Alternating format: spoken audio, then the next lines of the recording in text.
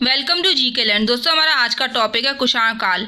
कुषाण वंश का पहला और महत्वपूर्ण राजा था कुजुल कटफिसेस, जिसने इसकी स्थापना की थी। कुजुल कटफिसेस की मृत्यु के बाद कौन आया? तो वो था विम कटफिसेस।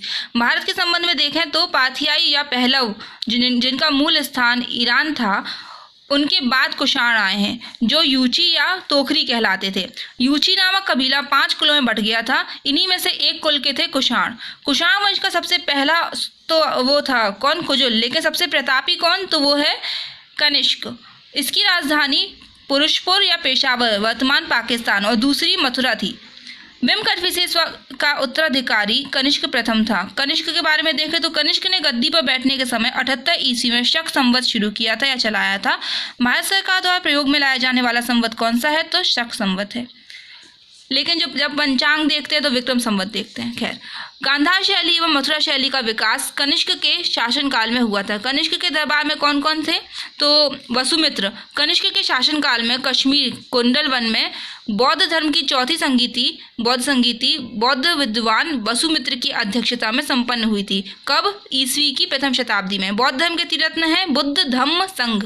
जैन धर्म के त्रिरत्न है सम्यक दर्शन, सम्यक ज्ञान, सम्यक आचरण। चतुर्थ बौद्ध संगीति के बाद बौद्ध धर्म 2 भागों में बंट गया, हीनयान महायान। हीनयान चलता है अरहत पद पर और महायान चलता है बोधिसत्व। तो बोधिसत्व मतलब होता है दूसरे के कल्याण हेतु अपना निर्वाण में विलंब करना, और अरहत पद मतलब हीनयान का है अपनी साधना या तप से निर्वाण की प्राप्ति करना। कनिष्क बौद्ध धर्म के महायान संप्रदाय का अनुयायी था। नागार्जुन के बारे में जाने तो वो भी थे इन्हीं के दरबार में। भारत के आइंस्टाइन कहलाते हैं नागार्जुन। इनकी बुक है माध्यमिक सूत्र, जिसमें नागार्जुन ने सापेक्षता के सिद्धांत का वर्णन किया। फिर आता है हमारे वसुमित्र के बारे में। एक और इम्पोर्टेंट बात है क्या कि महाविभाष सूत्र, जिसे बौद्ध धर्म का विश्वकोश कहते हैं, इसके रचनाकार हैं वसुमित्र। अश्वघोष कनिष्क के राजकवि थे। बौद्धों का रामायण कहे जाने वाला बुद्ध चरित्र की रचना इन्होंने की है अश्वघोष ने, और चौथी बौद्ध संगीति के उपाध्यक्ष थे।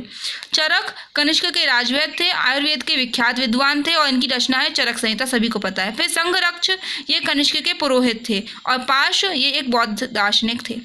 कनिष्क प्रथम के 324 सिक्के कुषाण शासकों की निधि से शहडोल से मिले हैं। तो कनिष्क के 324 सिक्के कहाँ से मिले? मतलब कुषाण वंश के, तो वो है शहडोल से, फिर मध्य प्रदेश की। और कनिष्क प्रथम के बाद उनका उत्तराधिकारी वाशिष्क था।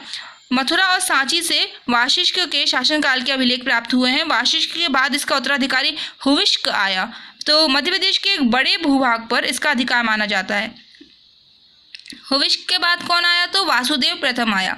कम से कम 176 ईस्वी तक राज्य करने वाला ये बना वासुदेव प्रथम। वासुदेव प्रथम द्वारा चलाया गया एक तांबे का सिक्का मिला है। और कहाँ से मिला है? बहुत इंपॉर्टेंट बात, कहाँ से मिला है? तो जबलपुर जिला तेवर, प्राचीन में ये त्रिपुरी के नाम से विख्यात था, वहाँ से मिला है। ऐसा ज्ञात है कि दक्षिण से कम विंध्य पर्वत तक का जो क्षेत्र विस्तृत था वो कनिष्क के साम्राज्य के अंडर आता था। फिर आता है वाशिष्क का सांची से बौद्ध प्रतिमा पर खुदा हुआ कनिष्क संवत 28 का एक लेख मिला है।